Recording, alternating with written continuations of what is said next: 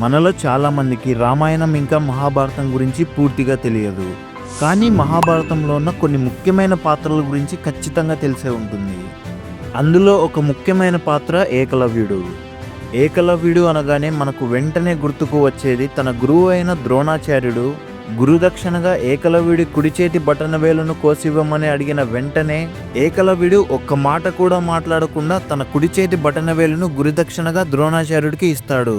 మహాభారతంలో కర్ణుడి జీవితంలో ఇంకా ఏకలవ్యుడి జీవితంలో చాలా సిమిలారిటీస్ ఉంటాయి. కర్ణుడు పుట్టిన వెంటనే తన తల్లికి దూరం అవుతాడు. కానీ ఒక సూత వంశానికి చెందిన భార్యాభర్తలు కర్ణుడిని పెంచుకుంటారు. అలాగే ఏకలవ్యుడు కూడా తన కన్నవారికి దూరమయ్యి ఒక నిషాద కులంలో పెరిగి ఆ తెగకు రాజు అవుతాడు. కర్ణుడు ఇంకా ఏకలవ్యుడు ఇద్దరూ ద్రోణాచార్యుడి దగ్గరే విద్యను నేర్చుకోవాలనుకుంటారు. కానీ వారు తక్కువ కులానికి చెందిన వారని ద్రోణాచార్యుడు వారిని శిష్యులుగా తిరస్కరిస్తాడు. కానీ ఏకలవ్యుడు మాత్రం మట్టితో ద్రోణాచార్యుడి విగ్రహాన్ని చేసి రోజు ఆ విగ్రహానికి నమస్కారం చేసుకొని తన విలువిద్యను నేర్చుకుంటాడు. కర్ణుడు ఇంకా ఏకలవ్యుడు ఇద్దరూ కూడా మహాభారతంలో అధర్మం వైపే నిలబడ్డారు. కర్ణుడు అధర్మపరులైన కౌరవుల వైపు ఉండటం వల్ల కురుక్షేత్రంలో అర్జునుడి చేతిలో చనిపోతాడు. అలాగే ఏకలవ్యుడు కూడా శ్రీకృష్ణుడి శత్రువైన జలాసంధుడు వైపు ఉండటం వల్ల శ్రీకృష్ణుడి చేతిలో ఏకలవ్యుడు చనిపోతాడు. ఇంతవరకు మనం కర్ణుడికి ఇంకా ఏకలవ్యుడికి మధ్య ఉన్న సిమిలారిటీస్ గురించి తెలుసుకున్నాం.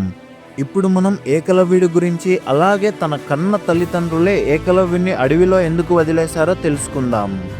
Hi friends, welcome to our channel the CP talks.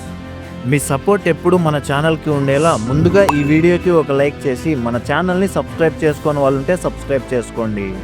అలాగే మహాభారతంలో మీకు ఇష్టమైన క్యారెక్టర్ ఏంటో కామెంట్ చేయండి.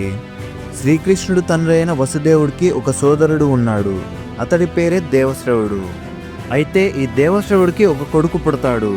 కొడుకు పుట్టిన సంతోషంలో దేవశ్రవుడు తన జాతకాన్ని తన రాజ్యంలో ఉన్న కొంతమంది ముఖ్యమైన పండితులకి చూపిస్తాడు. ఆ జాతకం చూసిన పండితులు ఈ బిడ్డ జననం అధర్మానికి సంకేతమని చెబుతారు. దీంతో దేవశ్రవుడు ఎంతో బాధతో తన కొడుకుని ఒక దట్టమైన అడవిలో వదిలేస్తాడు. ఆ తరువాత ఆ దట్టమైన అడవుల్లో పడి ఉన్న బిడ్డను ఆ అడవి తెగకు రాజు అయిన హిరణ్యధనుషుడు చూస్తాడు.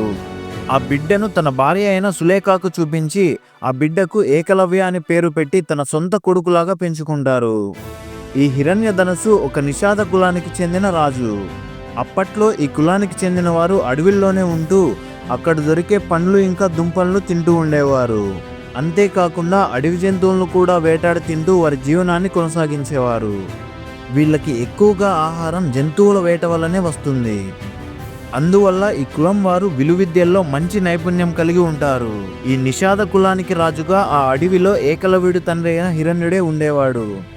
దీంతో ఏకలవ్యుడు తన చిన్న వయసులోనే తన తండ్రి దగ్గర విలువిద్యలు నేర్చుకోవడం మొదలుపెట్టాడు. అయితే ఈ హిరణ్యుడు జలాసంధు రాజు దగ్గర సామంతరాజులాగా ఉండేవాడు. ఒకరోజు యుద్ధంలో పాల్గొన్నప్పుడు హిరణ్యుడు వీరమరణం పొందాడు. తండ్రి చనిపోవడం వల్ల ఏకలవ్యుడు తన చిన్న వయసులోనే తన తెగకు రాజు అవ్వాల్సి వచ్చింది. కానీ హిరణ్యుడికి విలువిద్యల్లో ఉన్న నైపుణ్యం ఏకలవ్యుడికి లేదు. ఎలాగైనా విలువిద్యల్లో నైపుణ్యం పొందాలన్న పట్టుదలతో ఉన్న ఏకలవ్యుడు అదే సమయంలో సకల విద్యావంతుడు విలువిద్యల్లో ఎదురులేని పరాక్రమశాలి అయిన గురువు ద్రోణాచార్యుడి గురించి తెలుసుకుంటాడు. దాంతో ఏకలవ్యుడు ద్రోణాచార్యుడి దగ్గరకు వెళ్ళి అతనికి కూడా సకల శస్త్ర విద్యలు నేర్పించమని అడుగుతాడు. కానీ ద్రోణాచార్యుడు మాత్రం అందుకు ఒప్పుకోడు. ఒప్పుకోకపోవడానికి కారణం ఏమిటి అని అడగ్గా అప్పుడు ద్రోణాచార్యుడు కేవలం క్షత్రియులకి ఇంకా బ్రాహ్మణులకి మాత్రమే విద్యను నేర్పిస్తానని, నువ్వు నిషాద కులానికి చెందిన వాడివి కాబట్టి నీకు నేను విద్యను నేర్పించలేనని అంటాడు. దీంతో ఏకలవ్యుడు ఎంతో బాధతో అక్కడి నుంచి వెళ్ళిపోయాడు.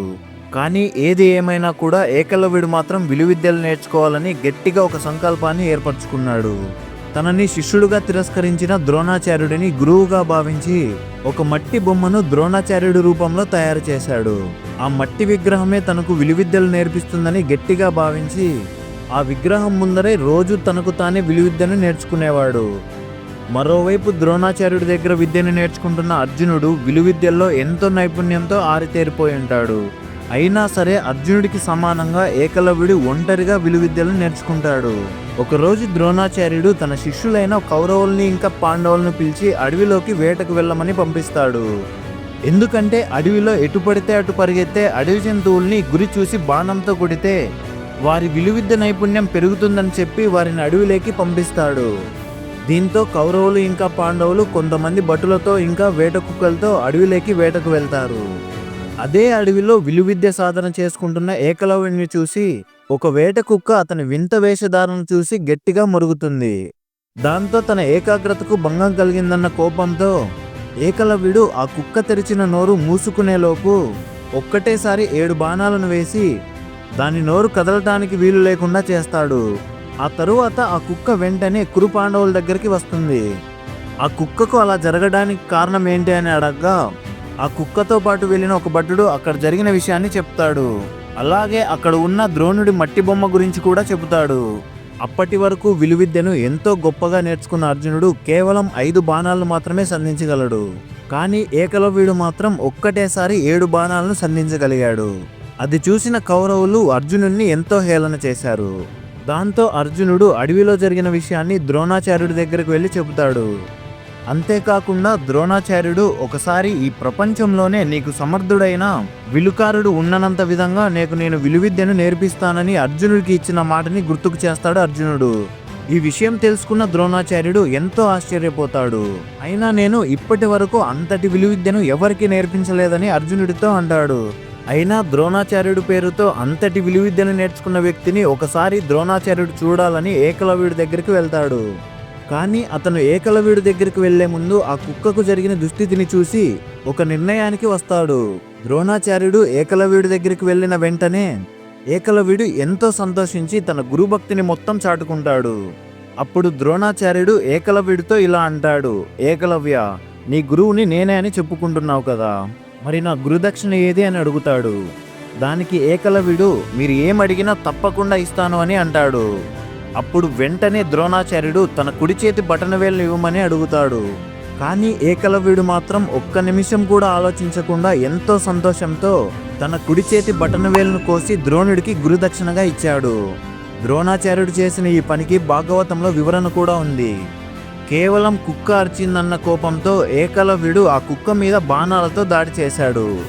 ఏకలవ్యుడు ఎంత గొప్పవాడైనా కాలక్రమంలో ఏకలవ్యుడు అధర్మం వైపు నిలబడి యుద్ధం చేస్తాడని, అలా చేయడం వల్ల ఎంతో అనర్థానికి దారితీస్తుందని ద్రోణాచార్యుడు ముందుగానే గ్రహించి ఏకలవ్యుడి కుడి చేతి బటనవేలును గురుదక్షిణగా అడుగుతాడు.